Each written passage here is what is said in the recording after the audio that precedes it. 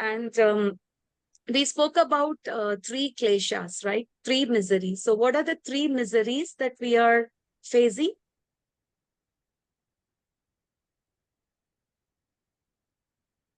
We spoke about three miseries, right? Adi Klesha, Yeah. Adi Daivik, Adi Daivik. Adhyatmik, Adi Bhautik, and Adi Daivik, right? Adhyatmik is miseries due to our own mind and body. Nobody is bothering us, but sometimes our body becomes a botheration for us. We have some back pain or we have some inabilities or like that. And many times our mind bothers us because nobody is bothering us, but our mind, we might be either dwelling on the past or we might be more anxious about our future, what's going to happen to us. And then we have Adi Bhautik. It's due to the other living entities. Sometimes it may be somebody in our own family, our living entity, our friends, or anybody for that matter. Or it can be other living entities like mosquitoes or who can cause us diseases like dengue, malaria, like that. And Adi Daivik, we are all facing that in plenty, right? Like we saw there's a calamity going on in Houston 2 days ago, and in Mumbai few days, like I don't know, 4 or 5 days ago at Mumbai, and at Dubai 10 days ago, right? So we see that in every places, some or the other is keep on going. Like we are all like thinking, we are victorious over COVID. Now we are free bird. We can do whatever we want. But are we really having that freedom? No, we are not having the freedom because we are suffering from the three kleshas. So as a living entity, we are always looking for two things. Like Lekha Mataji was first saying, right? What is the real problem in the life when we talk? One thing is Adhyantika Dukkha Nivritti. We all want to remove the miseries, right? What for we are endeavoring in the life? We don't want trouble in the life. We don't want miseries in the life. So we try to remove the miseries. We try to do it in a permanent way, but unfortunately it doesn't happen. But that's our goal. We want to permanently remove the miseries of the life. And the next thing is Adhyantika Sukha Pravriti. We wanted happiness to come to us, right? We wanted comfort to come to us. So one thing is we want to remove the miseries. And the second thing is we want to get comforts in our life, right? So like generally we always try to upgrade our things, right? We upgrade our house, we upgrade our cars, we upgrade our phones, upgrade our TVs, and like that, we upgrade ourselves with many things, right? But are we permanently getting happiness out of these things? No, we are not able to get the happiness permanently due to this. So today we will be seeing how do we get the happiness. For that, we have two processes to acquire knowledge. To obtain happiness, we have two processes. So those who are in the science background can understand that, or otherwise also everybody has studied science at least till 10th grade, so can understand. So one is the inducive process. Okay, you can note down this word, inducive process. It is also called Aroha Pantha. I will try to see if I can use the whiteboard.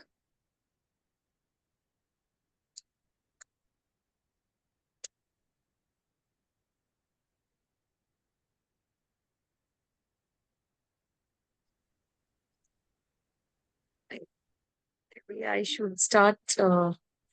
Sorry, I'm not very. I have to start learning how to use the tool, how to write the notes. Can we write in the notes or I'll just dictate it? Okay. So one is the inducive process, which is also called Aroha Pantha. So what does this mean? The modern scientists adopt this method. They don't want to accept the authority and they try to find out the truth by their own accord and speculation. Without following the authority, they want to find out the truth by their own speculations. Like Darwin's theory is one such example of the inducive inductive process. Now we know that even the CBSE has removed the Darwin's theory from the portions because it is found to be faulty. Okay. And another example we can take is, for example, if you want to find out who is your father, so who would be the best person for us to approach? So is it possible that you can go and approach each and every male in the country or in the world and find out, are you my father? Are you my father? No, right? So what could be the best way to know your father? Who is the authority to Mom. tell who is your father? Your mother, right? So when you believe the authority of your mother, it becomes very easy. And another example we can take is about a statement called a man is mortal. Like we have heard it from our parents, we have heard it from our grandparents, we have heard it from our textbooks, we have heard it through many places. However, you just don't want to believe what you have heard, and you're trying to approach each and every living entity and understand if they have seen anybody who has really died. So what happens is you may get a vast number of sample, but you may still think maybe I have not approached that person who is immortal. Maybe my study is not complete. So we will not be coming to any kind of an opinion by going through the inductive process, inductive process. Okay. And then the next process is called deductive process, or it is called descending process. So inductive is an ascending process where we are trying to find out the truth by our own accord, by our own speculation, by our own strength. Whereas deductive process is a process by which we are trying to accept the knowledge from the authorities through the descending process. Like we just heard, like if you want to know who is your father, the best person to know is through your mother, right? So that becomes very easy. So this deductive process is very simple and straightforward by nature, right? For example, to know who is your mother, just ask your father. To know who is your father, just ask your mother. But it's a very straightforward process, but still people don't accept and they ask for proof, right? Like today, many people ask, show me God, right? What is the proof that the God is there, right? So for anything to understand, we need some qualification. For example, if we want to understand the proof of a complex mathematical formula, one should have some training in the math, right? Without having the training in the math, even if somebody is showing the proof on the complex mathematical formula, will you be able to understand anything out of it? So to understand God or to see God, also we need some qualification. So without qualification, we may not able to understand God. God may be right in front of us, but we may not be able to understand because we don't have the qualification.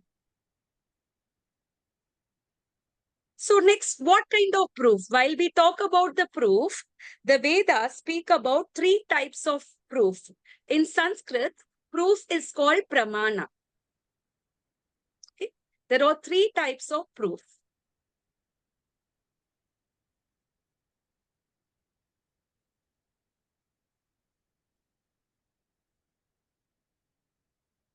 Okay. The first proof is called Pratyaksha Pramana. Like, have you seen that people always say that there is a saying in English, they say that seeing is believing, right? Many people say that, seeing is believing. Okay, if seeing is believing, sometimes you can see that the apple, which is very big, inside the cup, it looks small, right? Can you see this picture? So is that your sight is perfect? No, right? And sometimes when you're putting a straw in the glass of water, you will see that the straw is bent. So is the straw really bent? No. And sometimes, not sometimes, we see the sun as a small disk, right? From us, when we are seeing the sun from the earth, sun looks like a disk of probably, let's say, like 1 or 2 meters diameter. However, we know that the sun is much, much bigger than the earth and many other planets, but still the sun appears very small in front of our eyes. So from this, what can we understand? So is our senses perfect? Will we be able to, just by seeing, can we understand everything in front of us? And even our own eyes, without light, we cannot see anything, right? And we cannot see our own eyelids. Like that, there are many things that we cannot see. Therefore, how can we understand the absolute truth through our blunt material senses? Our material senses are very blunt. Unless otherwise we purify our senses, how can we accept the absolute truth? So therefore, we are not able to accept. And another thing, for example, can you see the mind?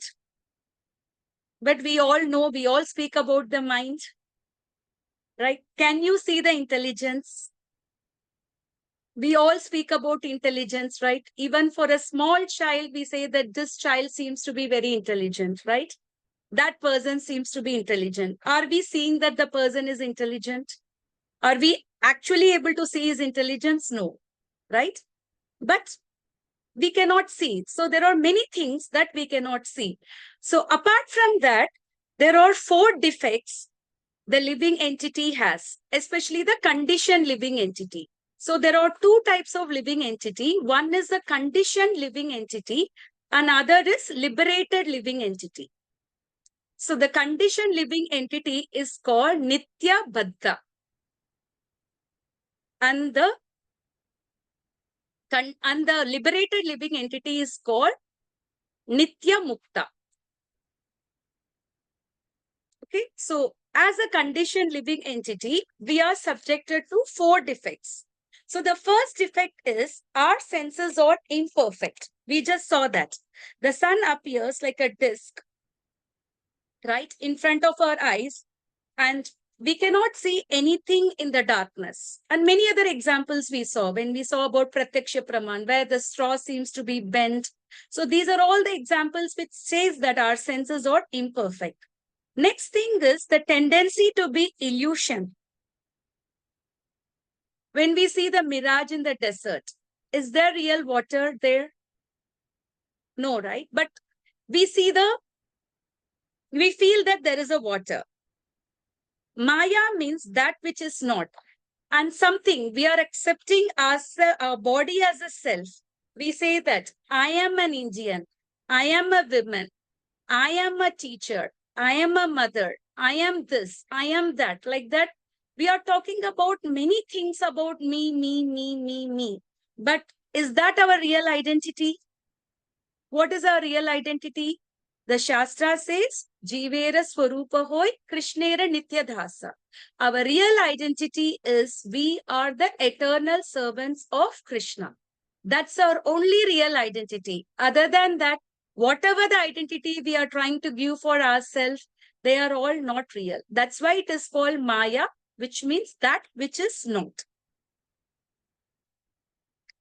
Another example is the carbonated water tastes colder than the ordinary water in the room temperature. Right? The water is the same, but the carbonated water feels much colder than the ordinary water. So that is also an illusion. Okay, so we saw about 4 defects. The first defect is our senses are imperfect. The second defect is we have a tendency to be illusion. And then our third defect is to commit mistake. I think we have all heard, right? To err is a human, right? Have we all heard this proverb? To err is human. So before the microbes were invented, the scientists thought that the ticks were the smallest living entity. until the microbes were invented. So we see that the sciences keep changing. And then we know the story of Mahatma Gandhi, right? Pastime of Mahatma Gandhi. Even Mahatma Gandhi has committed many mistakes in his life. During the last phase of his life, his assistants warned him. Through their friends, they came to know that Mahatma Gandhi is having enemies at Delhi, and they warned him not to go attend the meeting, but still he did not listen. He went ahead in spite of the warning that he has enemies in Delhi who are ready to attack him, and he lost his life through the gunshot. John F. Kennedy. Like that, we see that even many renowned people, they also have committed many mistakes. Okay. And we, of course, we all know that we make mistakes, right? We are talking about the great people whom we call even Mahatma. Even they do commit mistakes because we are all the conditioned souls. And then the last effect is the tendency to cheat. So although a person is a fool number one, he tries to pose himself intelligent. Right? Have you not seen any person, people from any background, they all try to pose themselves to be intelligent. They don't know much, but they say that, yes, I know this, I know that. Not only that, sometimes they also write so many books on philosophy, although he is defective. So philosophy should be written by only people who have come out of this conditioning. Only they can write philosophy. So people who are conditioned, they are not fit to write books on philosophy. Therefore, we understand that the direct perception itself independently is not a reliable source of obtaining knowledge. Which means it's not that it's on its own. It can be a supportive evidence, but it cannot be the only evidence. Okay. So can we quickly revise the 4 defects of the conditioned soul? Anybody wants to say these 4 defects? Hare Krishna. Can anyone say all these 4 defects? Yeah, Tanuja Mataji. Yeah. So, yeah, the first one that we discussed was like we had, as a conditioned soul, we have the tendency to believe what we see. Mm-hmm. The other one is to commit mistakes. Okay. And also to a tendency to cheat. Yeah. And one more thing is tendency to be illusion. Illusion, yeah. Yeah. We accept things that are not us. Still we accept that. So that is the thing. So the next proof, one is pratyaksha, which means seeing, by seeing ourselves. And next is anumana praman. That is the theories that are based on evidence. Like, it may have been like this, or perhaps it was like this. Especially in science, whenever we are doing the experiments, we always make hypotheses before we do an experiment. Like hypothesis or the knowledge. So we make the hypothesis on the knowledge acquired by direct perception. Okay. And here also we can take an example of the Darwin's theory of evolution. So based on his perception, he made a theory. And relating to this, I would like to tell you a story about the 6 blind men and an elephant. So once upon a time, there were 6 blind men who encountered an elephant for the first time in their life. And they were all very enthusiastic to describe how the elephant looks.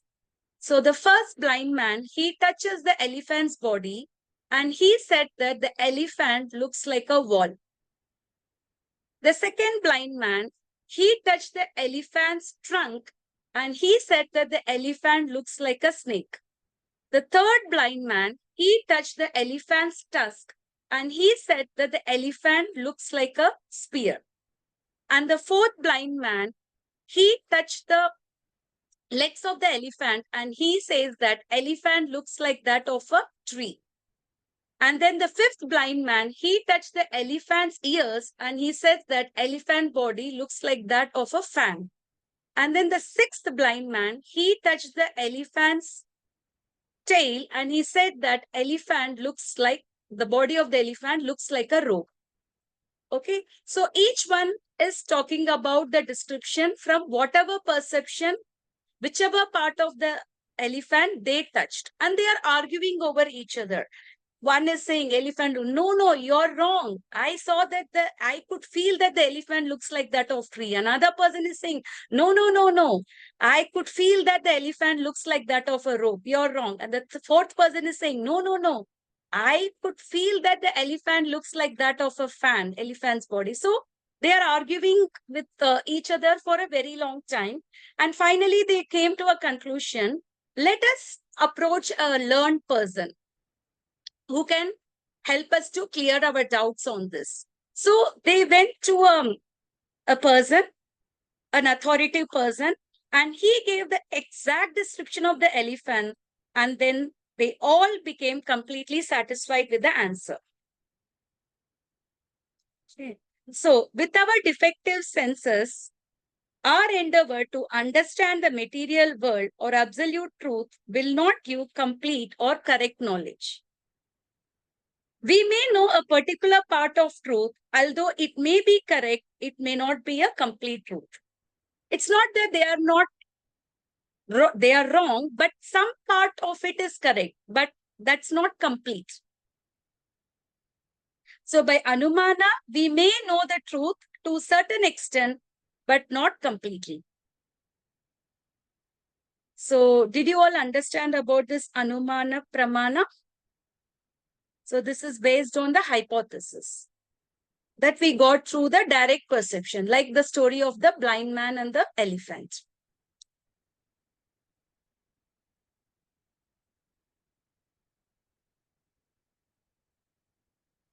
Okay, let's go to the third proof. Okay, so the final proof is Shabda Praman, hearing from a bona fide authority. Like again, going to the example of finding out the father. So who is the authority? The authority is the mother. And even sometimes, if we want to find out where the Ghana is, like we take the world map and we see the textbook and we locate it in Africa. Although we have not visited Ghana, but still we accept it because it is there in the textbook. It is coming from an authorized source. Like from chemistry, we hear that the atoms have protons, electrons, and neutrons. We have not seen them, but we accept it because it is coming from an authoritative source. Although we have not seen these particles on our own, but still we accept it.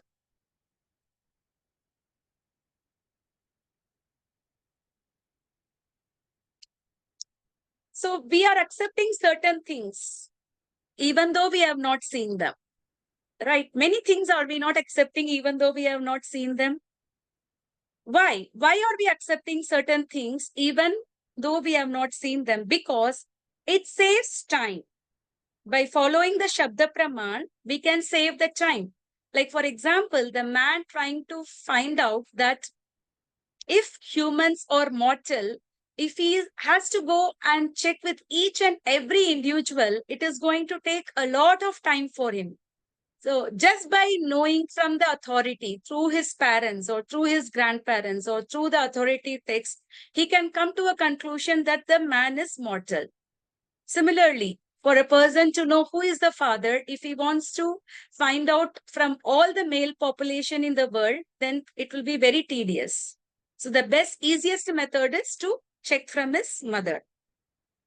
And it is reliable and it is safe. We see that the Shabda Praman is true even for the ordinary subjects of the world. How much more it would hold true for the spiritual subjects like God, soul, etc., which are beyond the material senses. So therefore, This Shabda Praman that we are following is called as Vedas. And Vedas are called as Apaurushaya. And it has a divine origin. These are the words coming directly from the spiritual world. No conditioned living entity can write Vedas. And it is coming from an authority who is infallible, perfect, and free from defect. So we saw the 4 defects, right, of a human being, of a conditioned soul. So here, this authority should come from infallible, perfect, and free from defect. The author of the Vedas is free from the 4 defects. So as I said, Vedas are called Apaurushaya. Means it's having a divine origin. So you can say that it is coming from the liberated. Yeah, a liberated entity. person is the one who can write the Vedas. For example, we have Vedas through Vedavyas. Vedavyas ji has written Vedas for us. All the 18 Puranas, all the 4 Vedas have been written by Vedavyas, and Vedavyas is a literary incarnation of Lord Krishna himself. From Srimad Bhagavatam, we understand that Vedavyas is a literary incarnation of Lord Krishna himself. So only he can write himself. No other conditioned souls can write. Like many people, they ask, right, how can we believe Bhagavad Gita? How can I believe this? How can I believe in this commentary? It is their own mental concoctions. How can it be correct? The question is very correct. Yes, before you read the commentary of these scriptures like Bhagavad Gita, Srimad Bhagavatam, and Vedas, you need to check who has written the commentary. Whether a liberated soul has written a commentary or a conditioned soul has written a commentary. So, if the commentary is written by the conditioned soul, then that knowledge is not perfect. Okay, in this regard, there is an example that Prabhupada has given in his class in Bhagavad Gita. Dr. Radhakrishnan, everybody knows, he was the first president of India, and he has given commentary on Bhagavad Gita. Of course, Prabhupada has approved his commentary. His translation was very close to the real translation. But at one point, Dr. Radhakrishnan said, when Krishna said, Manmana bhava madbhakto madhyajima namaskuru mame vaishati yuktaivam atmana matparayanam, Krishna says that surrender to me. But what Radhakrishnan said is, surrender to Krishna inside me. So that means he is saying that Krishna is inside. The Krishna who is speaking is not Krishna, but the one within Krishna is a real Krishna. Krishna is Krishna, inside or outside. He is not having a material body. Krishna's body is completely spiritual. There is no inside or outside in Krishna.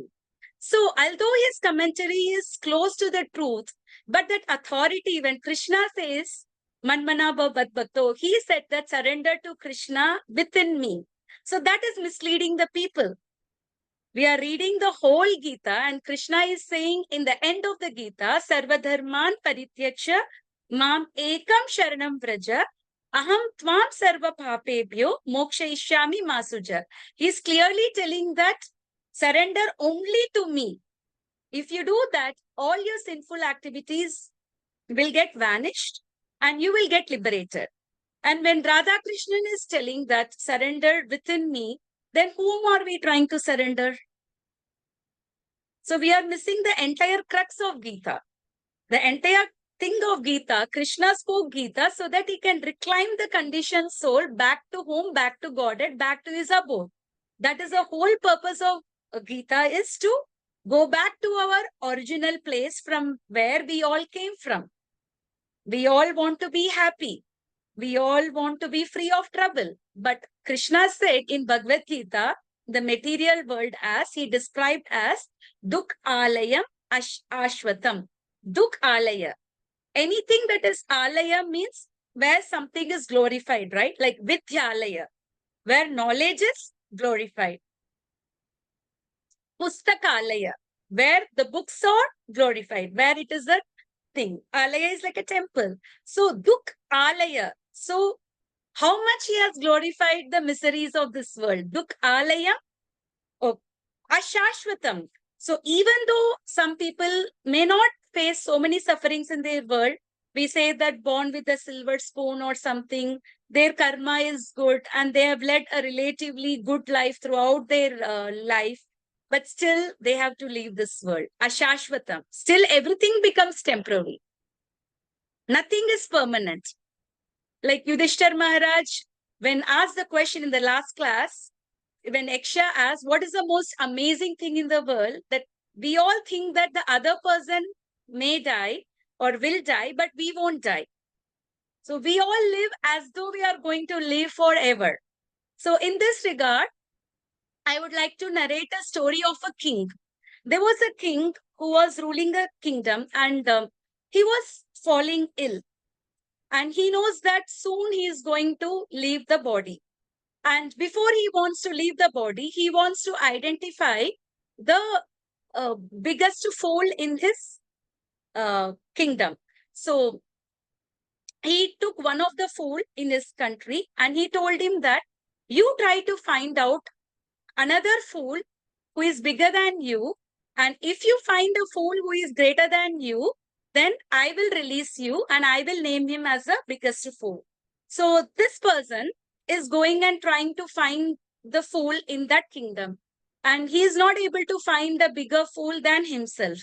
And then he is coming back to the king to say that, you know, I could not find a bigger fool than me.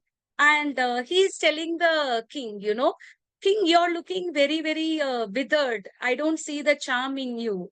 So what is wrong with you? He says that, you know, I am going. Oh, where are you going? How many people are going with you? Nobody is going with me, he says. Oh, why nobody is going with you? Maybe you're carrying few things with you. No, I'm not going to carry anything with me. Or you going to carry some food with you? No, even the food cannot come with me. So he says nothing can come with him. But he says in the last, but I have one last desire. When I die, I want to die sitting in the Simhasan. I don't want to die elsewhere. When I leave the body, I want to leave my body in the Simhasan. And this fool, you know, he gave a stick to the king saying that now I found a biggest fool than me. Please hold the stick. And the king was shocked. And I sent you to find a biggest fool and you're naming me as a fool. Yes, you just said that you cannot take anybody with you. You cannot take ministers with you. You cannot take your wives with you. You cannot take any of your possessions with you. But still you think that you want to live your life in this Simhasan, thinking that you're going to take this with you. So who can be a biggest fool in this kingdom than you? Then the king is coming to the realization, no, how foolish it is. We can also see that, right, in our current world, most of the politicians, they want to leave the body while they are in the power. Isn't it? Why they want to leave the body while they are in the power? Because they get the highest respect, right?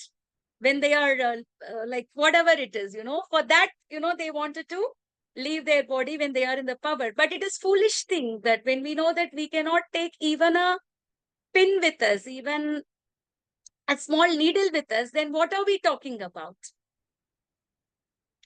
Okay, so why we are relying on Vedas? Because the Vedas are relevant in all the ages. Vedas was relevant before 5,000 years also. Vedas are relevant now also, and Vedas will be relevant in the future also. They do not change according to the time and circumstances. For example, if you are talking about the gravitational force, it is different in different planets. In moon, the gravitational force is different. In the earth, the gravitational force is different.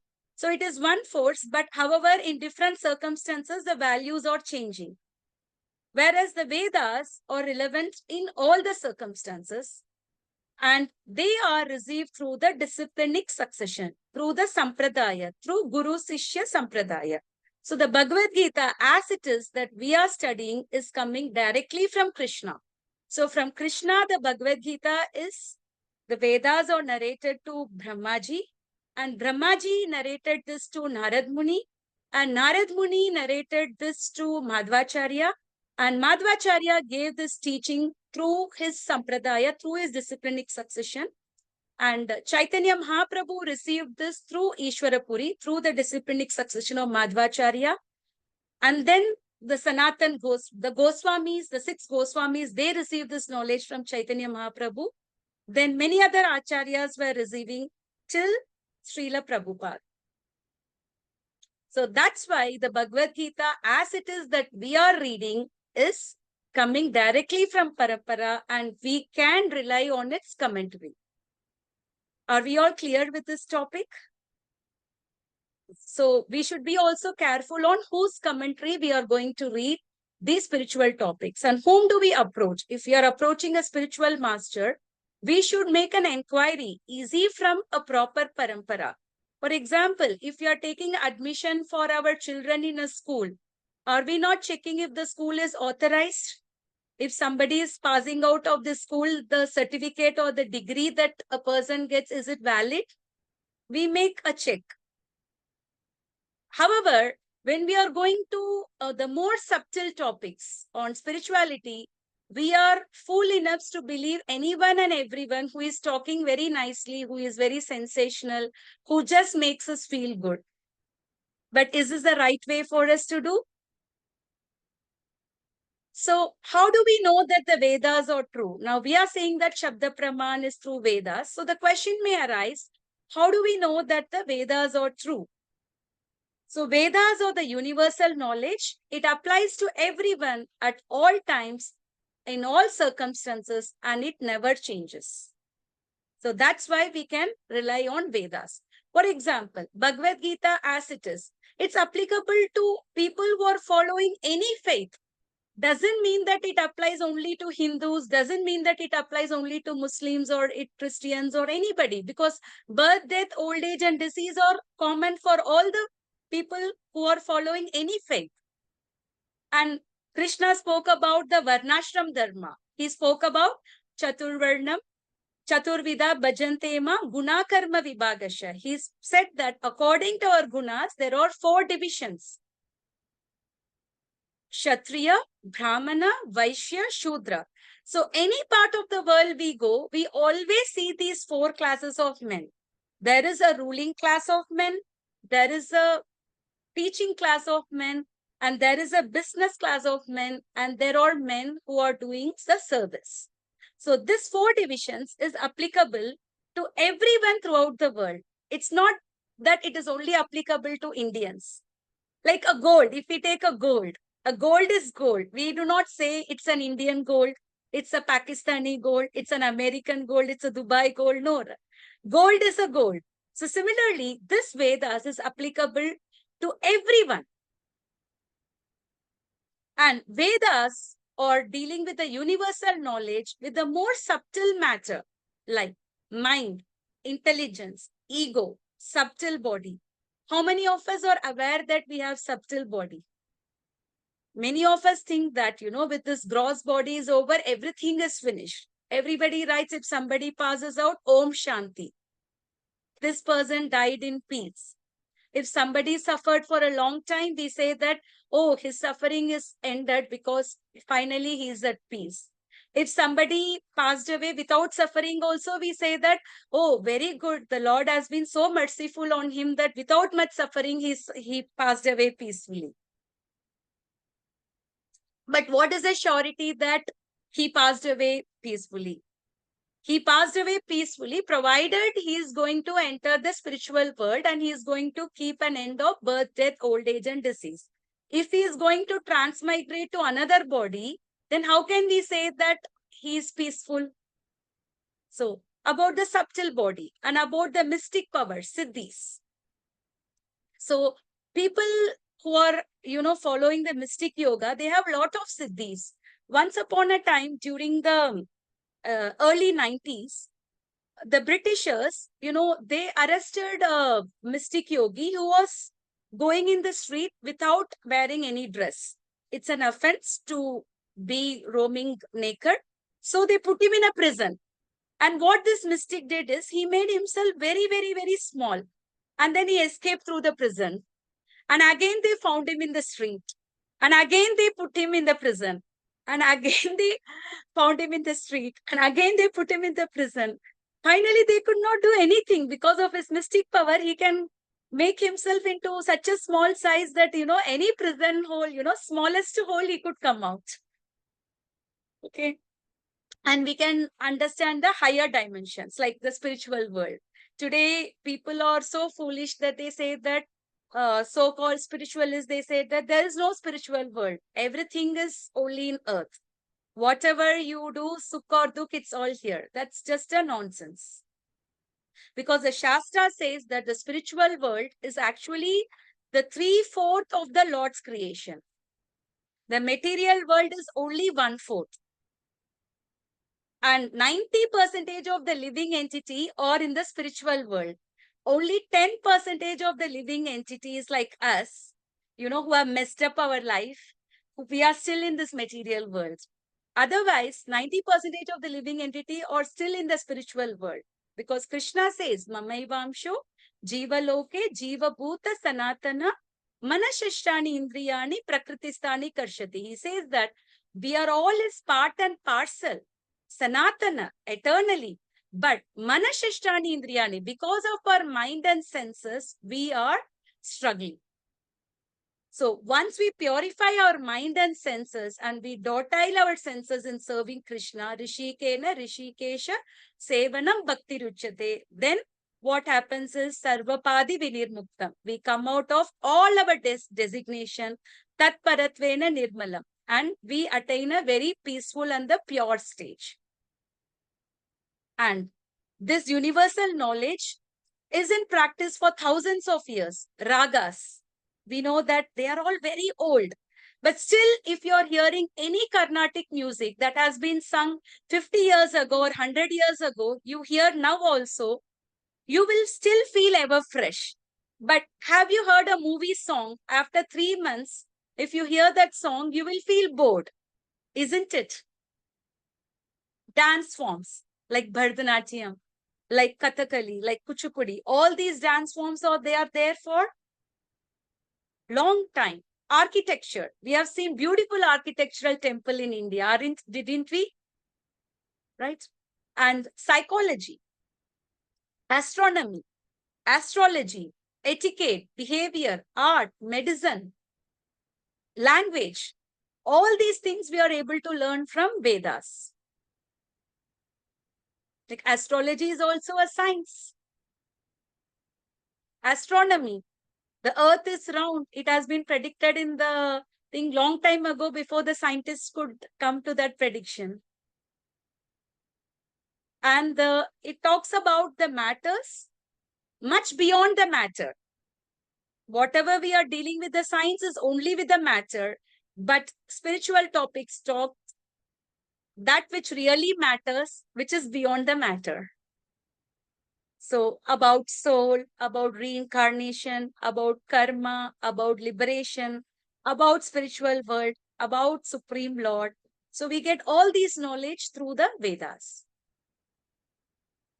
And not only that, by our own experience, by following the process prescribed in Vedas, we get realization. Some of us are already practicing Krishna consciousness for some time. And have you not feel the difference in yourself? So what kind of realization when we talk about? It's about the spiritual realization and freedom from our 6 enemies.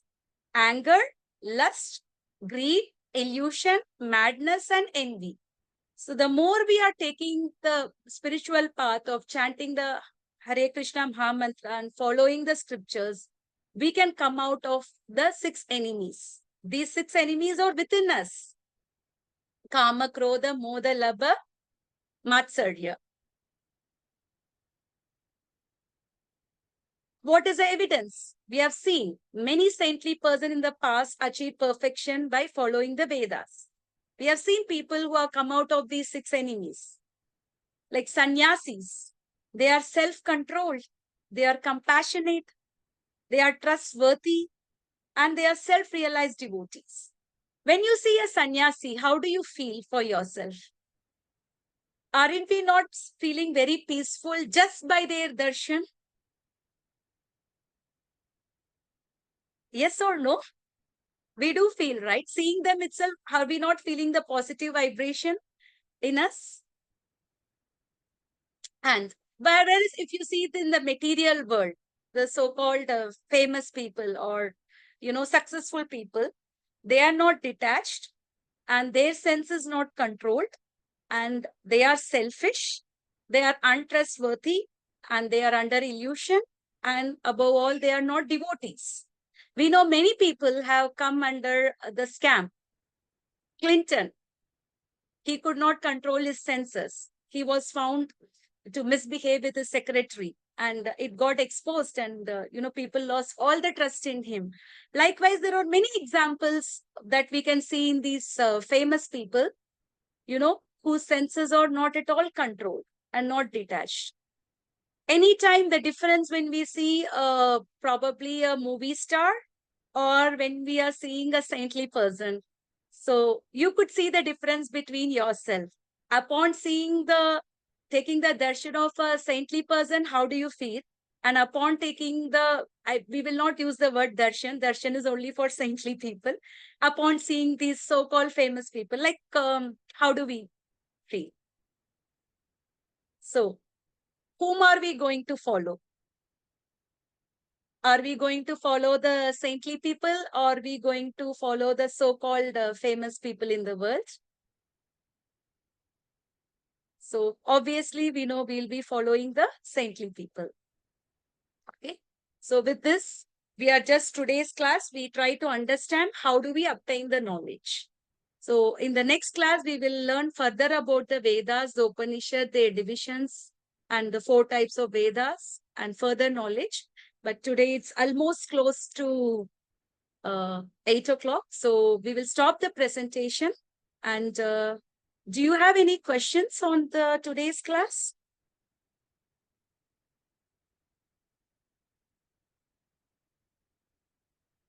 Hare Krishna. Any questions or realizations that you got through today's class? Yes, Namrata Mataji, you have any question? Oh, ma'am, you explained everything so clearly, so well.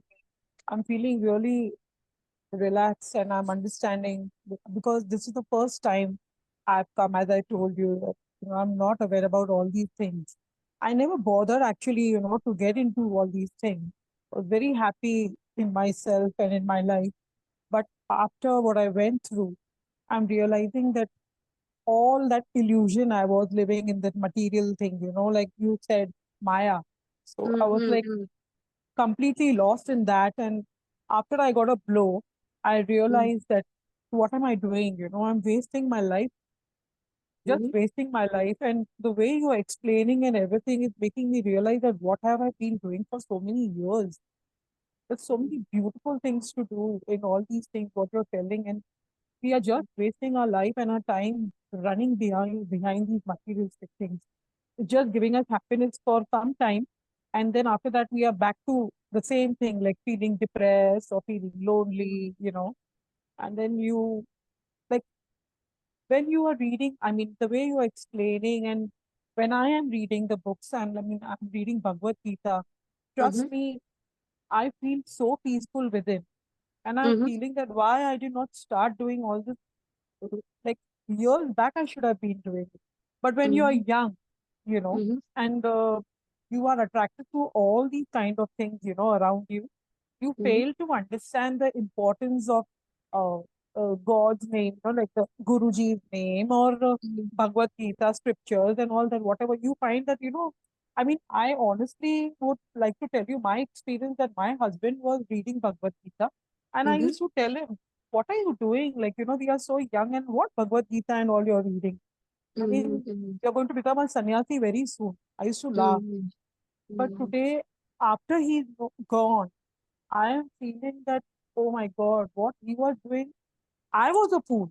I was listening to your story and I was like, oh my God, I am a biggest fool. I didn't realize what he was doing was right and what I was doing was absolutely nonsense. And today I'm following his way.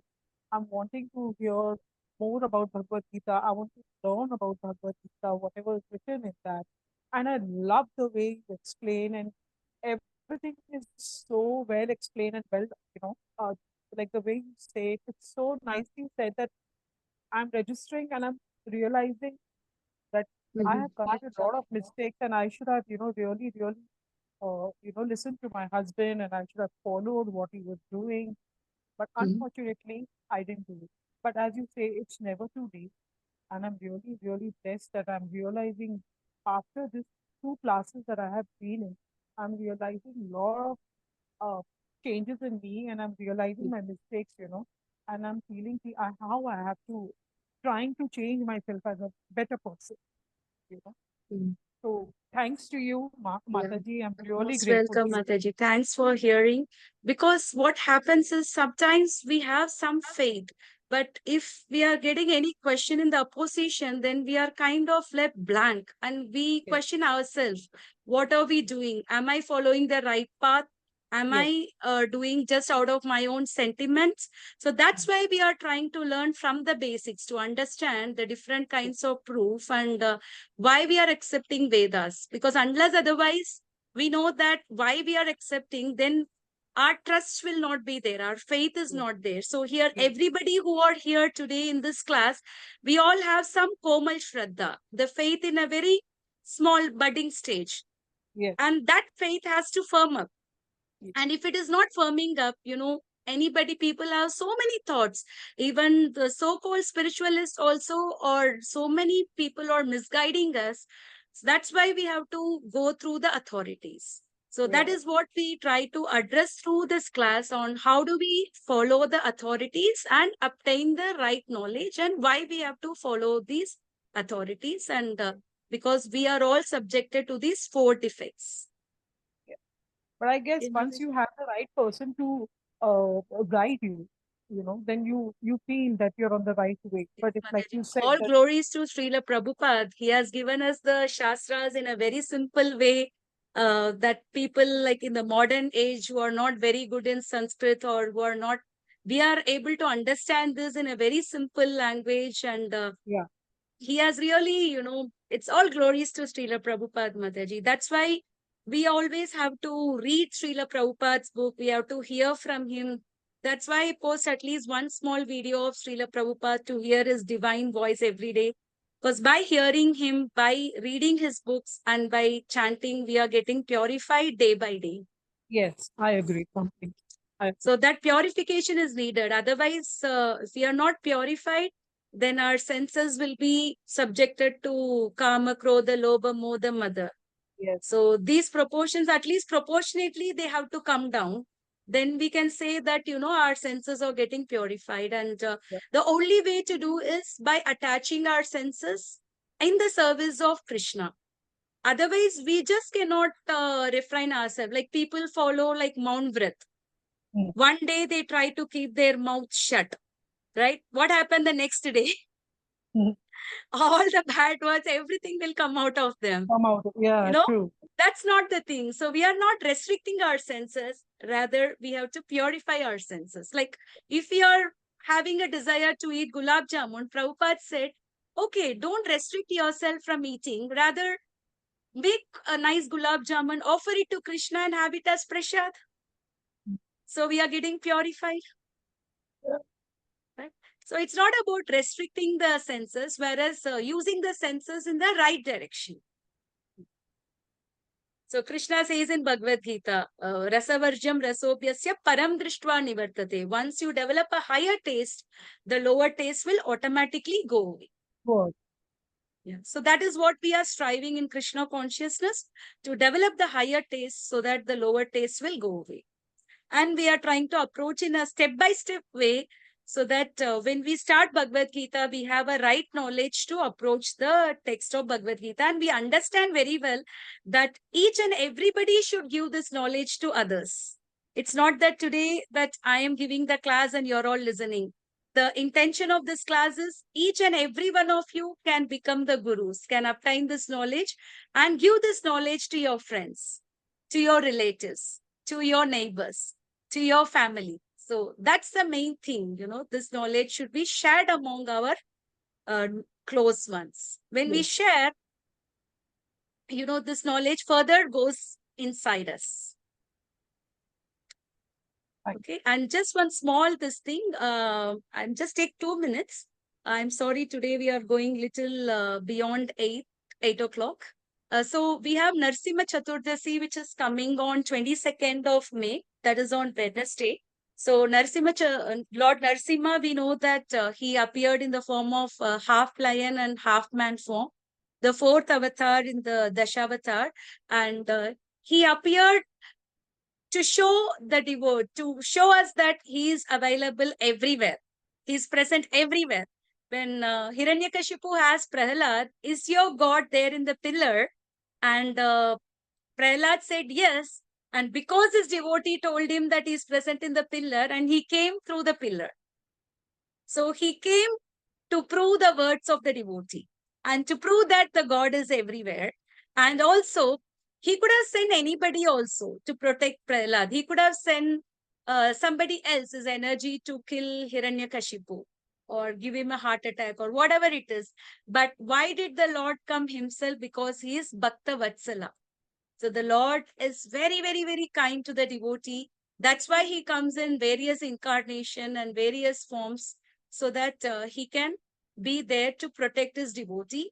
So in the group, I will share the Pranama mantra of Narsimha Dev, Tabakara Kamala Varenaka.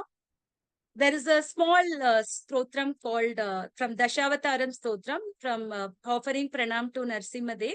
And another sloka we can recite is the Ugram Veeram Mahavishnu, Jwalantam Sarvatomukam. So I will share these two slokas for the Narsimha Chaturdasi. And apart from that, devotees can also do the fasting on Narsimha Chaturdasi till dusk. So doing fasting on auspicious day like Ekadashi and appearance of Lord and Acharyas really help us in advancement of devotion. So we can try to do some fasting, at least fasting from grains. If not fasting from any food, at least we can fast from grains. So because Lord Narsimha will help us, and he is a Vigna Vinashak, the one who can give protection to our devotees. That's why in every ISKCON temple, in the end of the Mangal Aarti and in the end of the evening Aarti, we sing this Narsimha Pranam mantra so that the Lord will protect our devotion. Okay, Hare Krishna.